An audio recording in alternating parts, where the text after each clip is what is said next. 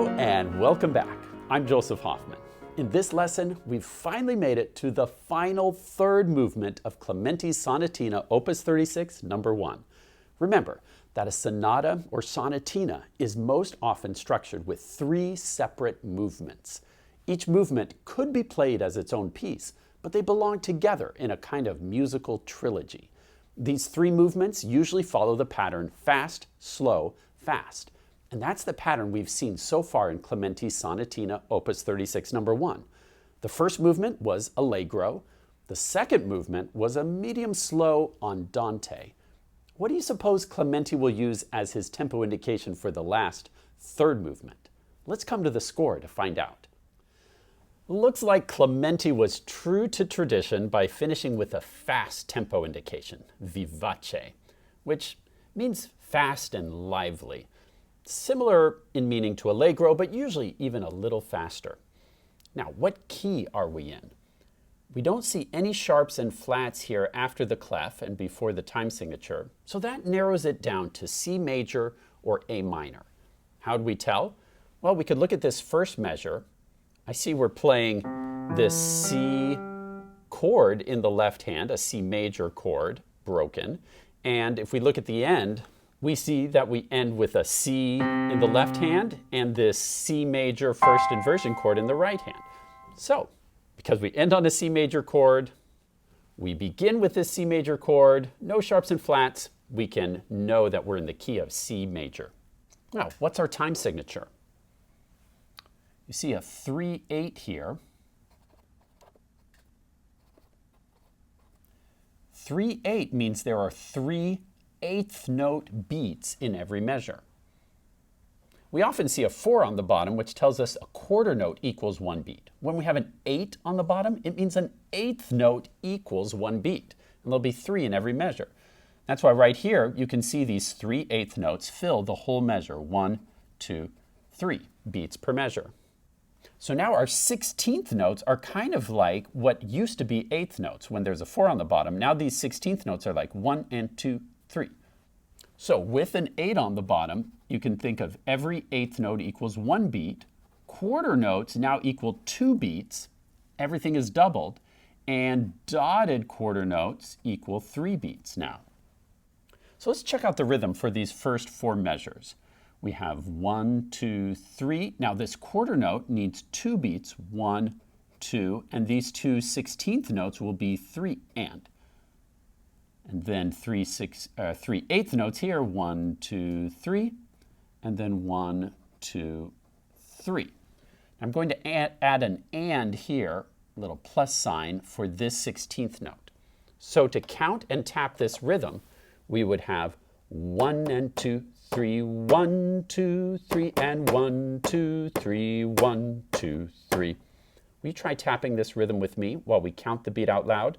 I'll count 3 beats to get ready. Then let's tap and count. Here we go.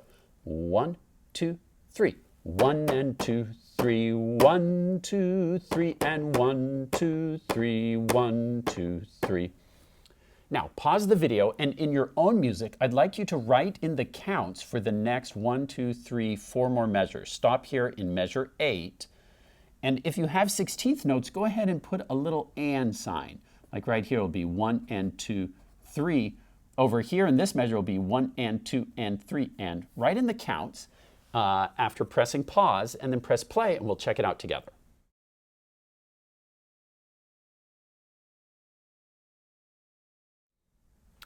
Here's what your count should look like in your score. Remember, these are eighth rests. An eighth rest with an 8 on the bottom will get 1 beat, just like an eighth note gets 1 beat. So we have 1, rest, rest on beats 2 and 3. Okay, so this rhythm will sound like this. Starting here in measure 5, 1 and 2, 3, 1, 2, 3, and 1 and 2 and 3 and 1, 2, 3. Will you try that with me? Let's tap and count this rhythm. I'll count 3 beats and then we'll start. 1, 2, 3. 1 and 2, 3. 1, 2, 3 and 1 and 2 and 3 and 1, 2, 3. Now, what do you notice when we get to measure 9? Will you take a look at these notes and see if they seem similar to anything we've seen before?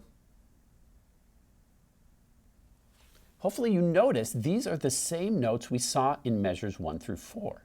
It's important to check every note because sometimes a composer may surprise you and change one little thing. There is one little thing that changes, and that's the dynamics. Starting here in measure 9, we switch from piano to forte. But if you look at every note, the notes are the same. So same melody, but now a new dynamic marking. So usually at this point I'd say, let's come to the piano and I'd work out with you how to play these. But with all you know about reading notes now, I'd like you more and more to learn how to play the notes on your own.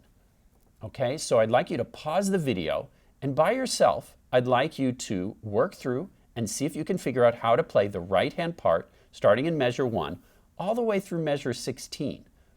And while you're learning it, I'd like you to hunt for patterns.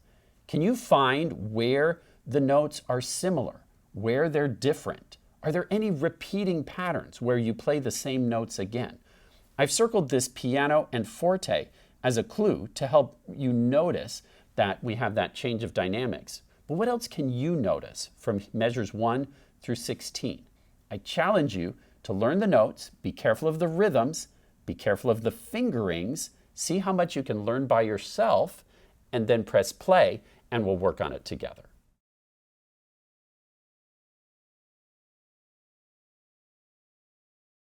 So, what patterns did you notice? Did you notice that measures 9 through 12 are the same notes as measures 1 through 4? The only difference is the dynamic marking. Did you also notice that in measures 5 and 6, we have the same notes as in measures 1 and 2? So we can almost think of measures 1 through 4 as our first phrase, and then since we start off the same, we could say this is a parallel phrase, but then partway through, the notes change. And then we have the same thing again. These notes match measures 1 through 4, and then these notes match measures 5 through 8. Lots of repeating patterns here. Now let's check it out on the piano. Here's measures 1 through 16, right-hand part. Eventually we're going to play vivace, a fast tempo, but for now, let's go at more of a moderato or andante. If you'd like to play along with me, you can, or you can just listen. I'll count 3 beats, then start. 1, 2, 3.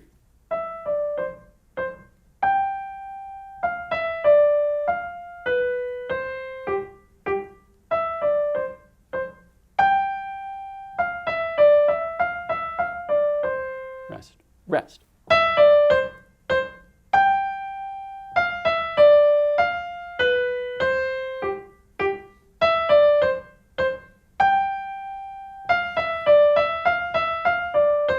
Rest, rest. Now, hopefully that sounded like what you played on your own. If you feel like you need some more practice with that, pause and work on that now. Otherwise, let's talk about a few things. When you have these repeating staccatos, make sure that you play them lightly. Don't hammer it. Do a nice little lift of the wrist as you play that note gently with your thumb. And I like to play this high G with a lot of strength because that's kind of the high point of the phrase. So kind of sink, let your arm fall into that note. Make sure you play your pinky near the tip and just fall into that note so it sings out. And then those 2 G's at the end, again, play them gently with your thumb with a little lift of the wrist so they're gentle and light, not hammered. This first C should be a little stronger, and then the 2 repeated G's should be gentle. Strong, weak, weak. Now you try. Strong, weak, weak. Now try again. These little details are what make the difference between just an okay performance that even a robot could do and a really beautiful, artistic human performance.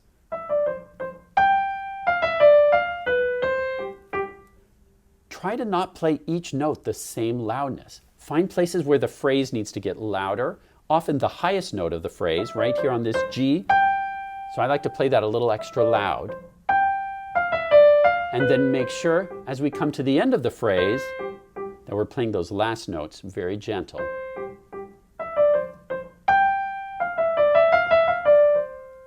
Remember, since this is the end of the phrase, I'm going to play that a little more gently. Da da da da da da dum. Now, pause the video and work on measures 1 through 16 one more time, thinking about the staccatos, the dynamics, the phrasing. Make it artistic and beautiful. Then press play to go on.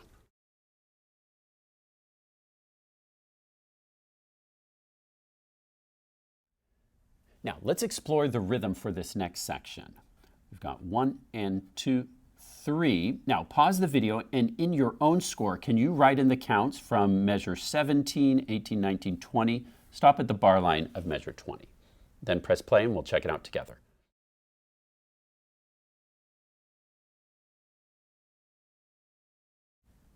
Here's what the count should be. 1 and 2, 3, 1 and 2, 3, 1 and 2 and 3, and 1, 2, 3.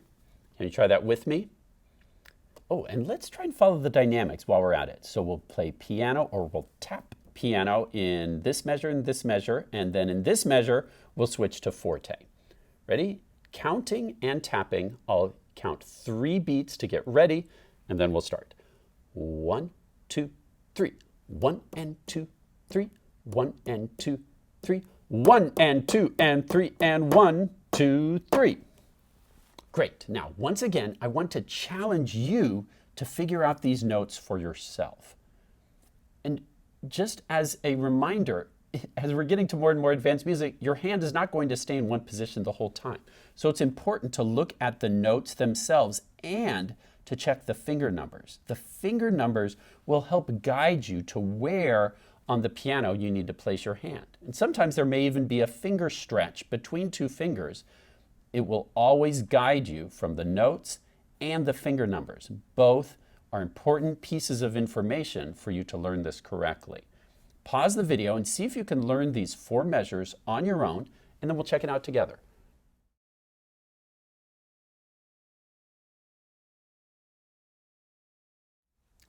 Measures 17 through 20 should sound like this. 1, 2, 3. 1, 2, 3.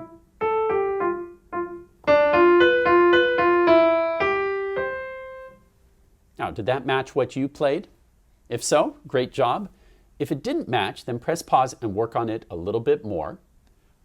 Otherwise, let's keep going and look at this next section. Starting in measure 21, we start off the same way. But then we have to move our hand up where? Can you tell me the first note in measure 22? If you said E, you're correct. So we've got to move our hand up here to E. Finger 3 is on E now. For that pattern, will you try that? Try measure 22. Your turn. Good. Now what happens? Tell me the first note of measure 23. If you said F sharp, you're correct. So now our finger 2 has to come down to F sharp. Then notice finger 1 plays G. How do we do that? Finger 1 has to glide under for G, and then our hand can come to this G major pentascale position. Okay, so 2 on F sharp, 1 comes to G, step up, step up, step up, skip down, step down. All together. Now you try. Good, so going back to measure 21, we have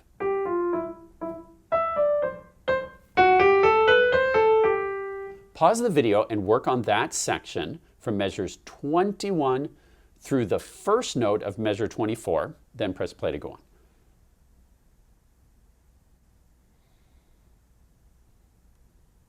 Now comes the really fun part. Tell me the letter name of this next note in measure 24. If you said B, you're correct. The top line of treble staff is F, then we skip up a ledger line to A, and this note is a step above the ledger line, so it's a B, and then we keep stepping up And then we come down this long scale.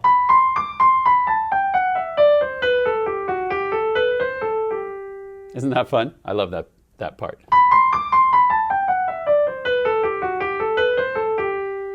So notice this is part of the G major scale. We have these F sharps here. This is why we practice scales, so this will feel easy. If you've been practicing a G major scale, this should feel no problem. Okay, now start really slowly at first and notice where we cross over. We have this 4 crossover there, then a 3 crossover here, then a 2 crossover back to finger 1, skip down, step down. Notice there's 1 skip right there in the end of measure 27. It's very important you notice that skip to play this correctly. Pause the video and work on this long phrase with this scale. Start really slowly and gradually speed that up until you're comfortable with it, then press play to go on.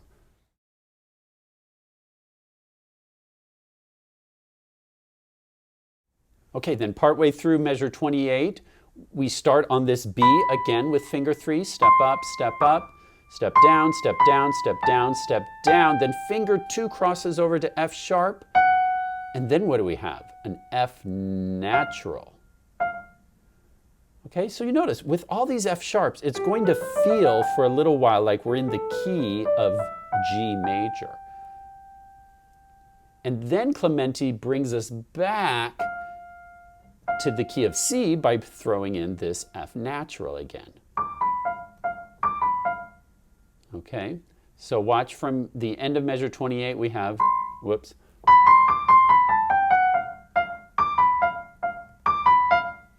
Now pause the video and work on that section and then press play to go on.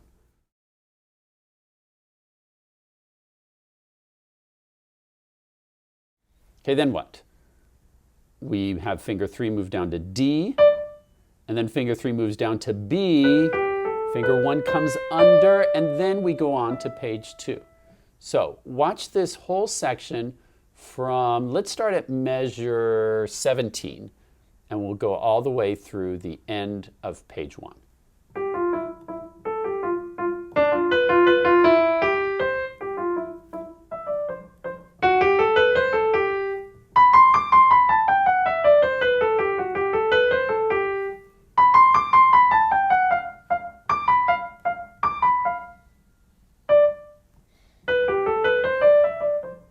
And then we're on to page 2. Pause the video and practice measures 17 all the way to the end of page 1 and stop when you get to the first measure of page 2. Then press play to go on.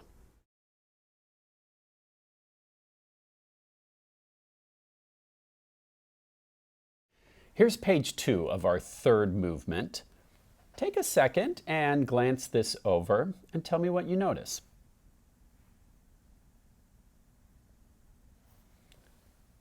What do you notice about this first phrase here on page 2?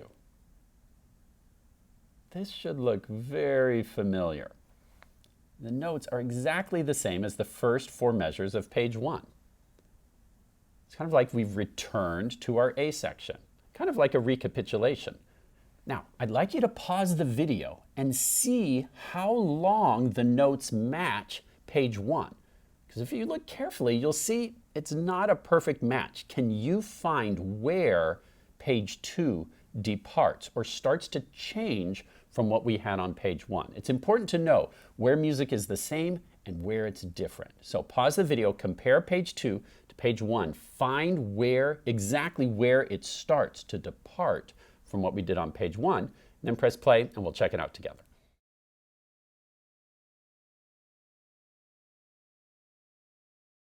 If you look carefully, you'll see all these notes are exactly the same as what we had before until we get right here. And now here something new starts to happen in the left hand and in the right hand. So I'm going to put a star right here. Maybe you can put a star in your music or any kind of symbol to get your attention that this is going to be a place to pay attention And make sure that you don't accidentally start playing what happened on page 1, that you start playing something new here. On page 1, you'll remember around here we start seeing all these F sharps, which tells us we're going to the key of G, the key of the dominant, which is kind of what we would expect in sonata allegro form. But this isn't sonata allegro form because we don't really have a development. We just go right back to our first theme in the key of C, and then we stay in the key of C to the end. So some similarities to sonata allegro form, but again, no development, and without a development, it's not sonata allegro form. Now, once again, I want to challenge you to figure out this page for yourself. You've already learned it up to here, but now from here to the end are some new notes that you'll have to learn. You'll notice that these patterns are very similar to what we had before, but again, this time without the F sharps, we're in the key of C major, this time all the way to the end. Then on these chords, make sure you follow these fingerings, 1, 2, and then you'll add this top note. You'll notice that's just a C major first inversion chord. Then we come up the octave, E and G, with the C on top. So pause the video and work on learning from this star to the end, then press play and we'll check it out together.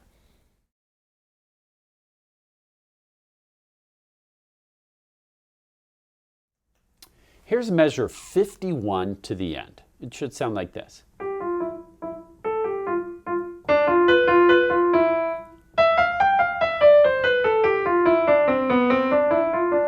Piano again. Forte.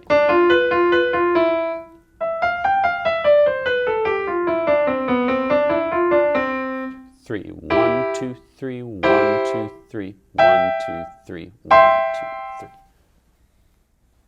Now, did that match what you played? More and more, I'd like you to be confident and independent in learning the notes for our new pieces on your own. I'm here to help and guide you, but more and more, I'd like you to be responsible for looking in the score, learning the notes, and figuring it out. And then I can be here to help guide you with the artistry, where the staccatos go and how to make each phrase beautiful.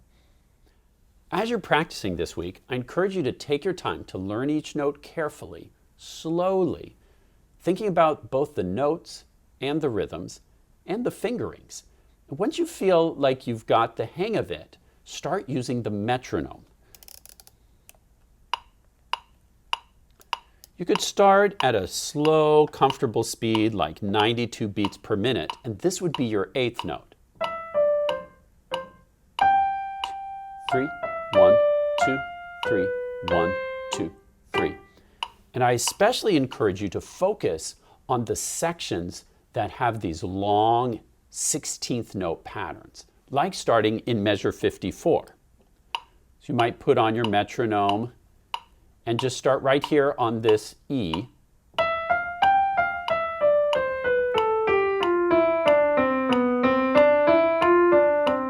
And work on playing that really smoothly. You want all the notes to sound smooth and even. Da, da, da, da, da, da, da, da, da, da. Hear how smooth and even that is? If the notes sound like this,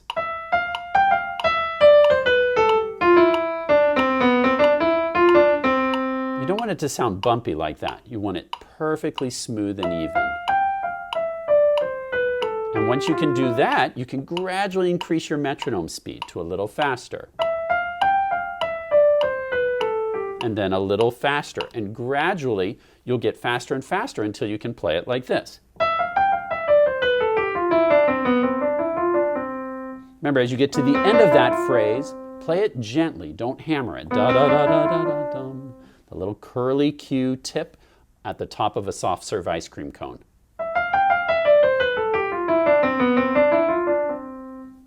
Not.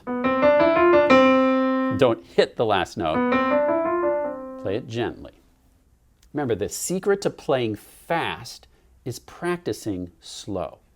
If you do it slow and carefully, and then gradually increase the speed, before long, you'll be playing it at full vivace tempo. Great work learning how to play the right-hand part for Clementi's Sonatina Opus 36, number 1, third movement. Remember to Only practice on days that you eat. Thanks for watching, and see you next time.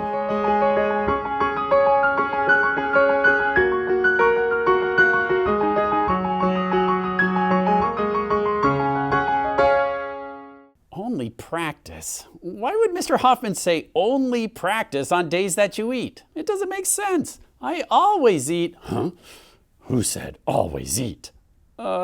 Me? Always eat you? Why, gladly.